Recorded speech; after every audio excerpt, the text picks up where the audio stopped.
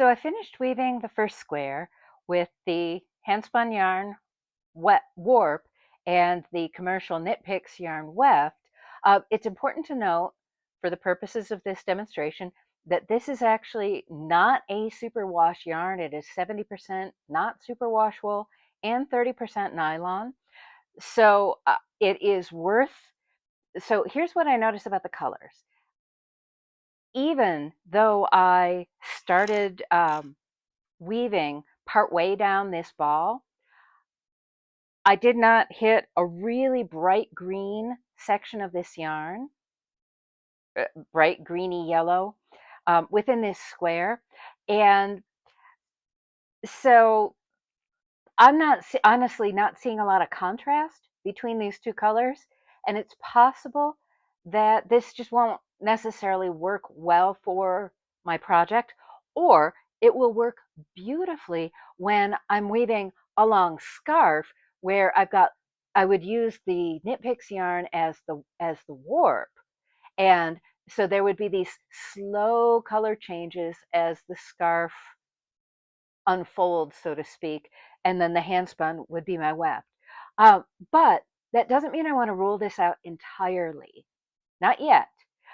Also, I desperately need to, as well as want to, see what happens after this yarn, after this square is washed. So if I had immediately ruled this out, which is possible I will do on the next square, if I had immediately ruled this out, I I wouldn't bother weaving in the ends. I'm not going to bother weaving in the ends for a light wash here. I'm just going to go for it.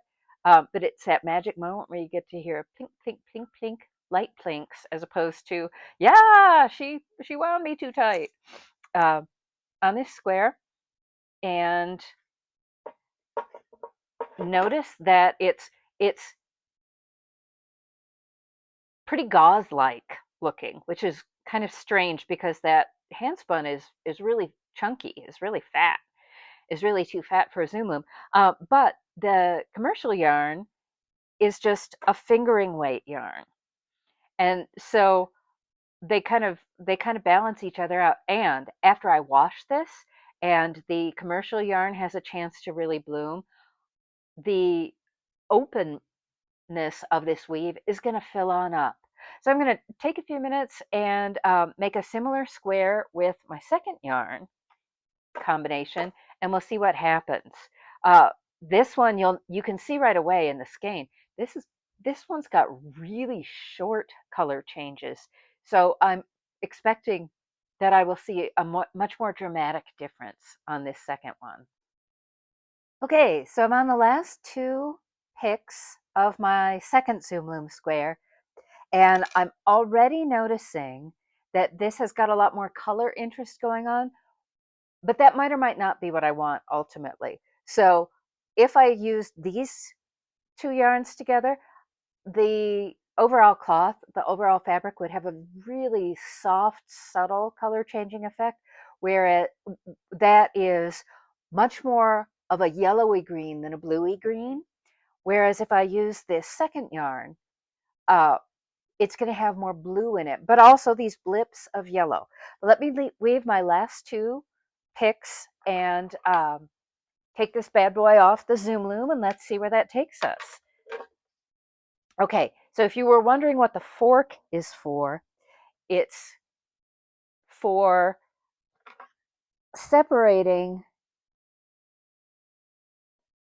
these last two rows of yarn from each other before I start weaving, because it's a lot easier to do it before you start weaving. All right, let's see how this goes. Never done this on camera before. The pressure is incredible. Not really. It's not that hard. Um, there we go. The hardest part at this point is just making sure everybody doesn't pop off the top row of the pins. And these last two rows on a Zoom Loom are always the trickiest. Once you get everything set up and weaving, you're in good shape. And then you hit these last two rows and you're going, oh my gosh, What if I break it? Um, it's yarn. You can't break it.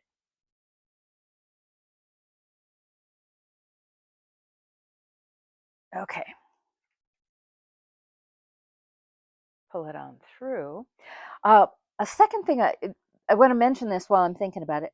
I noticed as I was turning this skein of Greenwood Fiberworks sock yarn into a cake that when I had a critter infestation some years back, they got to this skein.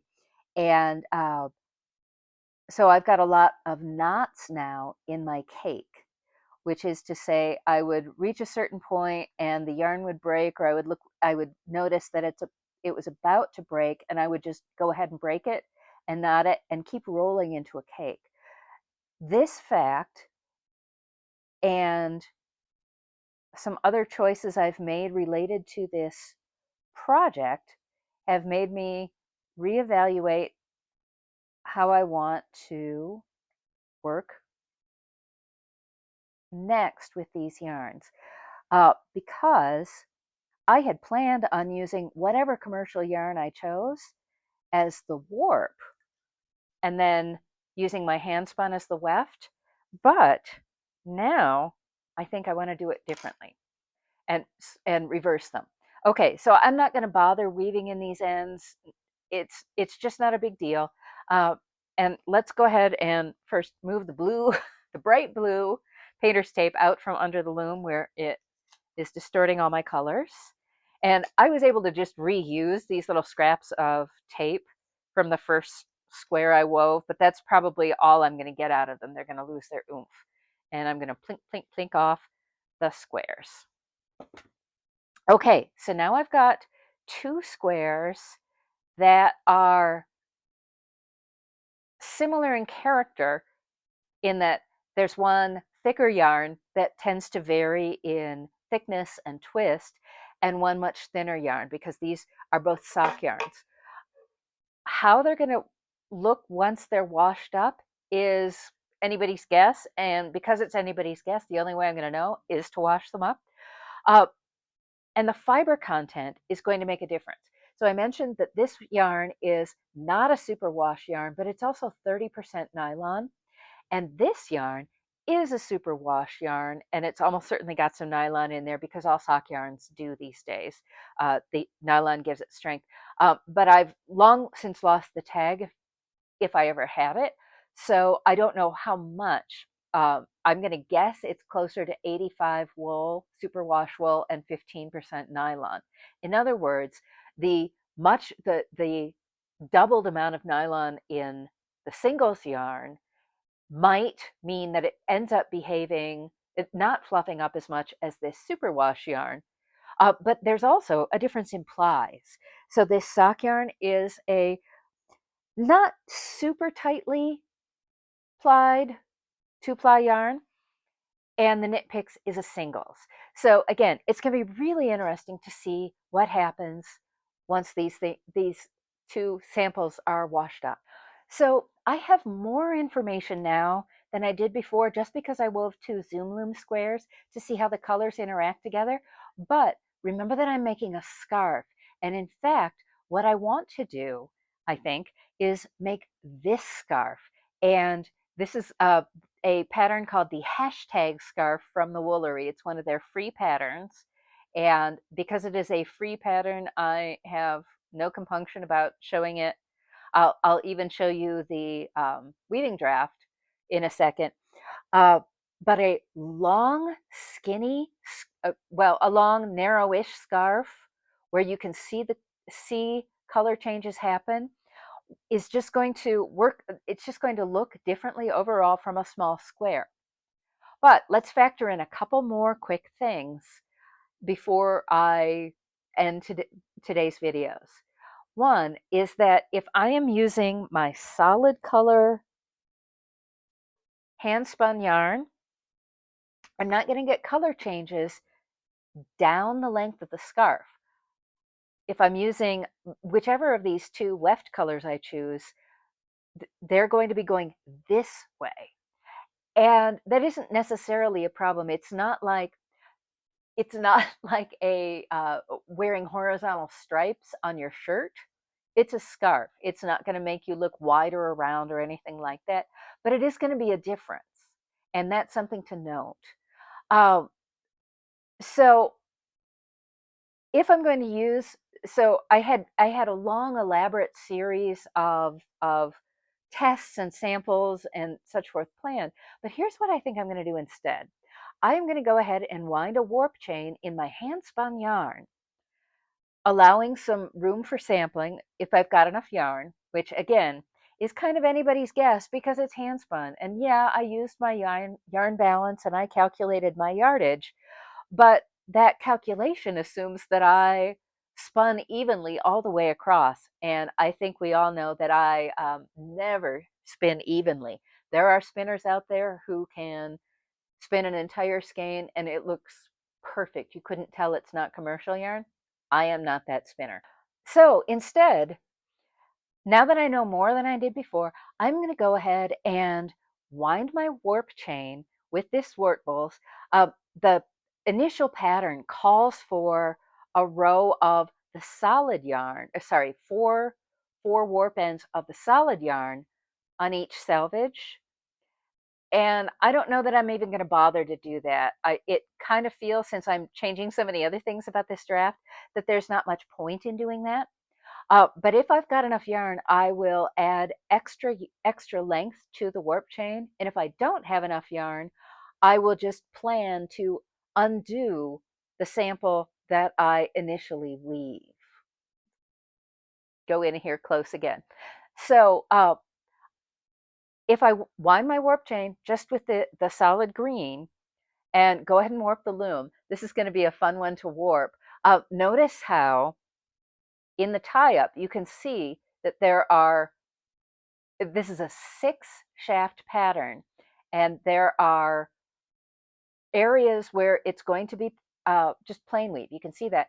And then it has these wonderful, wonderful, sorry, I'm doing the wrong thing here, areas where suddenly 6 strands of weft just float over 6 strands of warp in this cool hashtag pattern.